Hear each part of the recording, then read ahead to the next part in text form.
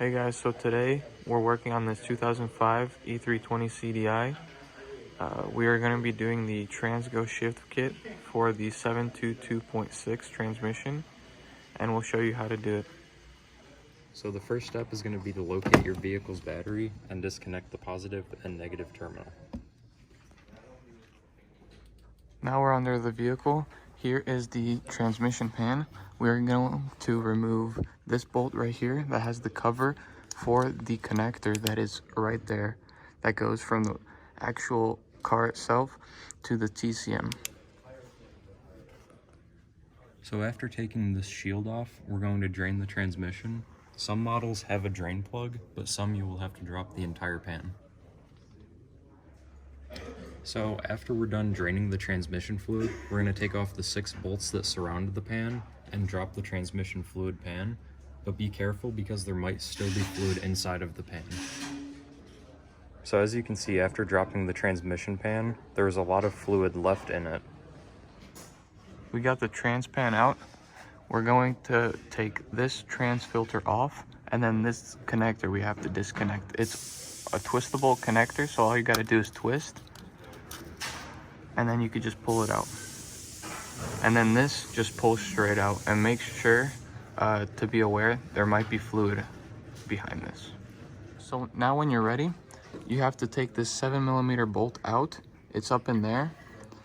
Then this connector slides out. Make sure to replace this full connector with O-ring, because that's what Mercedes-Benz recommends every time you do a transmission flush or anything with the transmission. There is 8 T27 bolts right here. Oh, I lied. There's 10. And then there's 4 right here. There's 6 up front, and there's 1 right here in this shift detent spring. And when this valve body is coming off, it might fall because this is the only thing holding it in is these bolts. So be careful. Here's the connector itself. There's a bolt right here, as you can see, 7mm. And then here is the O-ring.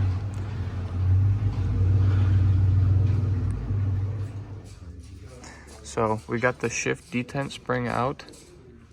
There's also a pin right here that connects the upper and lower valve body together. Don't forget this. And we kind of messed up because there's 11 bolts. There's 1 more bolt right there. So now that we got the TCM out, we're going to take these plastic covers off. You're going to remove these 2 bolts on this side and this one over here, and these 6 solenoids should come out. Then this entire black plastic piece will come out, and you'll have access to the valve body bolts. So we took the cover off and took the solenoids out, and one thing to note is that the bolts that hold them down are different lengths, and some of the solenoids are different, so we're just going to keep them in the same order as they came out. After that, this black plastic piece should come out, and then you have access to all the valve body bolts. So now we got all the bolts on this valve body out, and all you have to do is lift it up. It might be stuck from like the suction, but that's all it takes. So now the upper valve body is off, and between the upper and lower valve body, there's this sheet of metal. It's pretty much just like a sealing plate, and it just comes off just like the upper valve body came off. So we have the 2 valve bodies separated now, and it is notable that in the lower valve body there are plastic and steel check balls, as well as a filter screen and a spring. So the spring, it goes into this hole right here. The filter goes right here in this hole, and this hole right here. The steel check balls, one goes in here, here, here, and here. And on this side, here, here, here, and here.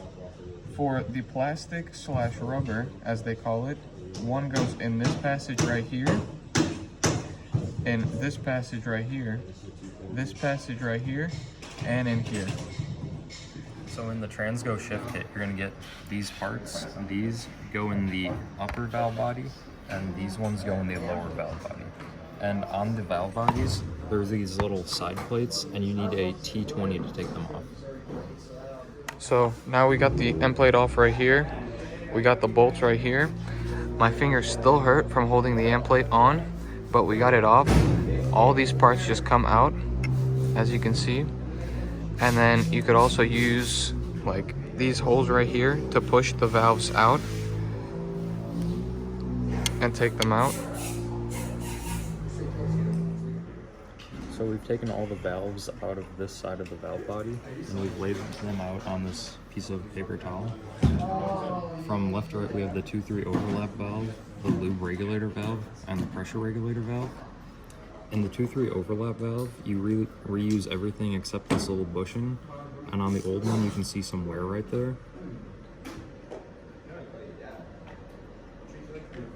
The lube regulator valve has a completely new design where this valve rides inside of this sleeve, and then this sleeve helps to support the spring and keep it from deflecting.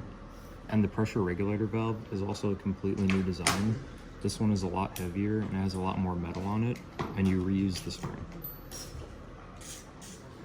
So now when putting the new valves in, it is recommended to soak them in trans fluid. So we have some fluid in the cap, and when we're going to be putting it in, we're going to lube it up and then just put them in to the correct holes. So here are the old valves. We lubed up all the new valves and we put all of them in, as you can see, and it's time to put this end plate back on this way. So now we got the end plate off. There is 4 valves right here, as you can see, but the one that we need is this one right here all the way to the left. You do the same thing as you did from the other side. You take it out, and for this one it's gonna be the,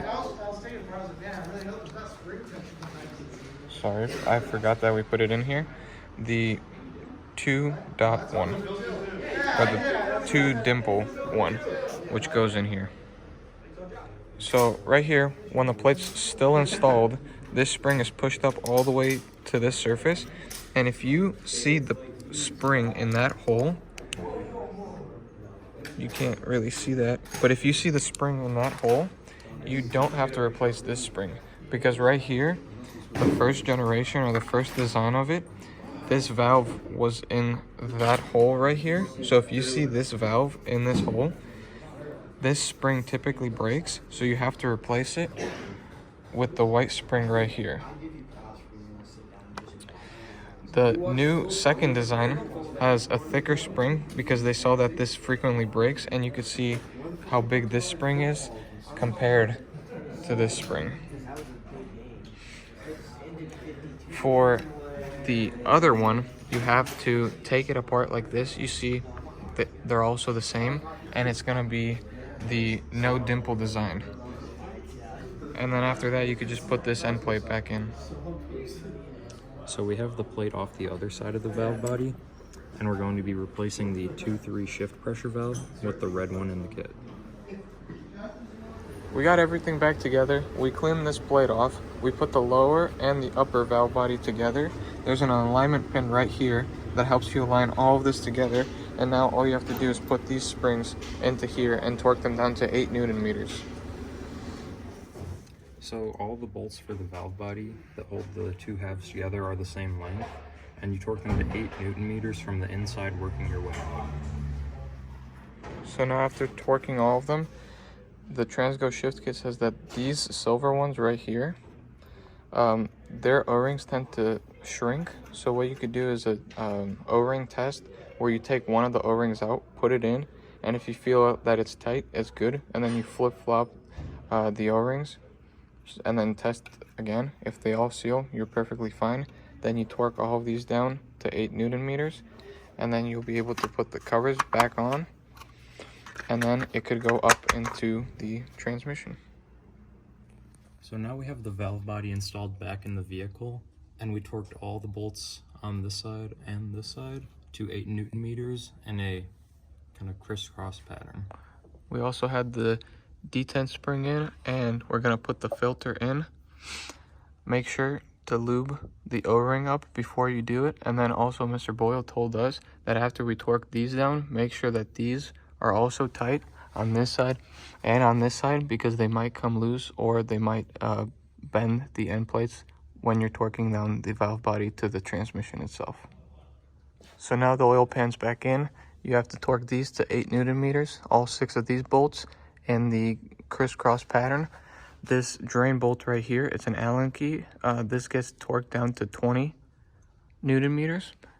The connector in here, you have to also pre-lube it right here, both O-rings, and then the connector goes in there. This